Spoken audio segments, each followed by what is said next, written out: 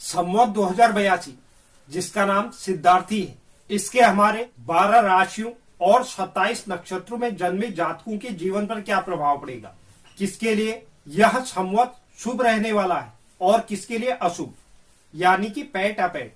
किन जातकों के इस वर्ष में सिर में संक्रांति, किसके हृदय में संक्रांति, किन जातकों के मुख में संक्रांति, किनके दाएं हाथ, बाएं हाथ, दाएं पैर और बाएं पैर में संक्रांति है, इस सब के बारे में हम इस वीडियो में चर्चा करेंगे।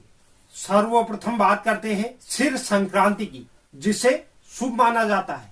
सिर संक्रांति यानी इस वर्ष इन जातकों को भूमि भवन का लाभ होगा और मान सम्मान की प्राप्ति होगी। इसमें अश्लेषा नक्षत्र में जन्मे जातक यानी कि अश्लेषा नक्षत्र के चारों चरण, इसमें आ जाती है कर्क राशि। मघा नक्षत्र के चारों चरणों में जन्मे जातक यानी कि सिंह राशि। पूर्वा फाल्गुनी के चारों चरण यानी कि सिंह राशि। वहीं जिन जातकों का जन्म नक्षत्र उत्तरा फाल्गुनी का प्रथम चरण है यानी कि सिंह राशि है और उत्तरा फाल्गुनी नक्षत्र का दूसरा, तीसरा और चौथे चरण में जन्मे व्यक्ति यानी कि इनकी राशि कन्या होगी। वहीं हस्त के चारों चरण में जन्मे व्यक्ति यह कन्या राशि के अंदर आएगा। चित्रा नक्षत्र के प्रथम के 2 चरण यानी कि पहला और दूसरा चरण, यह भी कन्या राशि के अंदर आता है। और चित्रा नक्षत्र के तीसरे और चौथे चरण में जन्मे व्यक्ति यानी कि तुला राशि।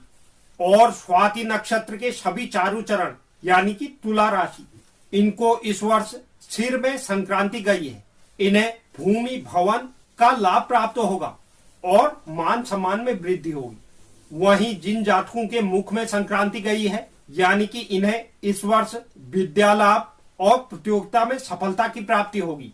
उसमें आर्द्रा के सभी 4 चरणों में यानी कि मिथुन राशि, पुनर्वसु के पहले 3 चरण, पहला, दूसरा और तीसरे चरण में जन्मे व्यक्ति यानी कि मिथुन राशि और पुनर्वसु नक्षत्र का चौथा चरण यानी कि कर्क राशि और पुष्य नक्षत्र में जन्मे जातकों का यानी कि कर्क राशि के जातकों को इस वर्ष मुख संक्रांति गई है।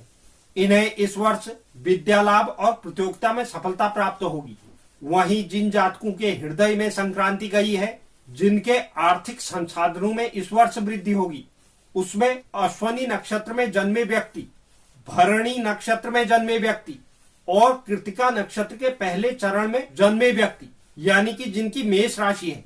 इसके अलावा कृतिका नक्षत्र के दूसरे, तीसरे और चौथे चरण में जन्मे व्यक्ति जिनकी वृषभ राशि है और रोहिणी नक्षत्र के चारों चरणों में जन्मे व्यक्ति और मृगशिरा नक्षत्र के प्रथम के 2 चरणों में जन्मे व्यक्ति यानी कि पहले और दूसरे चरण में जन्मे व्यक्ति जिनकी राशि वृषभ है। इसके अलावा मृगशिरा के तीसरे और चौथे चरण में जन्मे व्यक्ति जिनकी राशि मिथुन है, इस वर्ष इन्हें हृदय में संक्रांति गई है। इनके आर्थिक संसाधनों में इस वर्ष वृद्धि देखने को मिलेगी। वहीं जिन जातकों के दाएं हाथ में संक्रांति गई है, उसमें पूर्व भाद्रपद के प्रथम, द्वितीय और तृतीय चरण में जन्मे व्यक्ति जिनकी कुंभ राशि है। इसके अलावा उत्तरा भाद्रपद में जन्मे व्यक्ति, रेवती नक्षत्र में जन्मे व्यक्ति यानी कि जिनकी मीन राशि है, उन्हें इस वर्ष विवाह होना, धन लाभ और इनके घर में मांगलिक कार्य होंगे।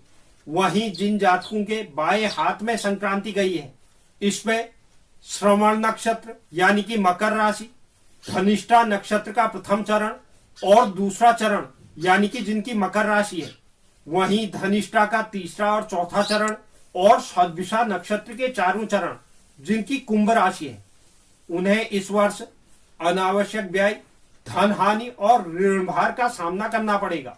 वहीं जिन जातकों के दाएं पैर में संक्रांति है, उसमें मूल के सभी 4 चरण, पूर्वाषाढ़ा के सभी 4 चरण और उत्तराषाढ़ा का प्रथम चरण यानी कि जिनकी धनु राशि है। इसके अलावा उत्तराषाढ़ा का दूसरा, तीसरा और चौथा चरण जिनकी मकर राशि है, उनके दाएं पैर में संक्रांति गई है।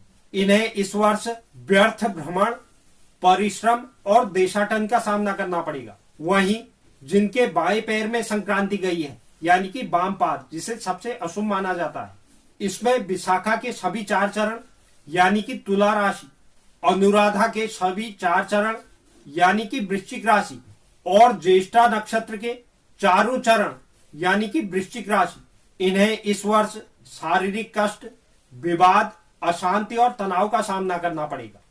जिन जातकों को वामपाद गया है यानी कि बाएं पैर में संक्रांति, उन्हें विश्वत संक्रांति वामपाद यानी कि बाएं पैर में है। इन्हें अरिष्ट निवारण के लिए चांदी का पैर, दही, लाल वस्त्र, सफेद वस्त्र, अन्न आदि का दान करना चाहिए। साथ में रुद्राभिषेक करवाएं। इसके अलावा जिनके बाएं हाथ में तथा दाहिने पैर में संक्रांति का फल प्रतिकूल है यानी कि मूल, पूर्वाषाढ़ा, उत्तराषाढ़ा नक्षत्र में जन्मे जातकों को इस वर्ष इन नक्षत्रों की शांति करानी है। वहीं जिन जातकों को चंद्रबल अशुद्धि है यानी कि अपैठ है, संवत्सर प्रतिपदा के दिन, जिसमें मेष, सिंह और धनु राशि के जातकों को तथा विश्वत संक्रांति 1 गते बैसाख के दिन कर्क, वृश्चिक और मीन राशि के जातकों को चंद्रमा प्रतिकूल यानी कि अपैठ है, इन्हें भी इन नक्षत्रों की शांति कराने के साथ दुर्गा सप्तशती का पाठ कराना चाहिए। इसके अलावा पुरोहित को मोती, चांदी, चावल, दही, घी, श्वेत वस्त्र आदि का श्रद्धा पूर्वक दान करना चाहिए। तो यह था संवत 2082 का शुभ अशुभ यानी कि पैठ अपैठ का संपूर्ण विवरण। उम्मीद करता हूं यह जानकारी आपको पसंद आई हो। जानकारी अगर पसंद आई तो वीडियो को लाइक कीजिए और चैनल को सब्सक्राइब कीजिए और पेज को फॉलो कीजिए।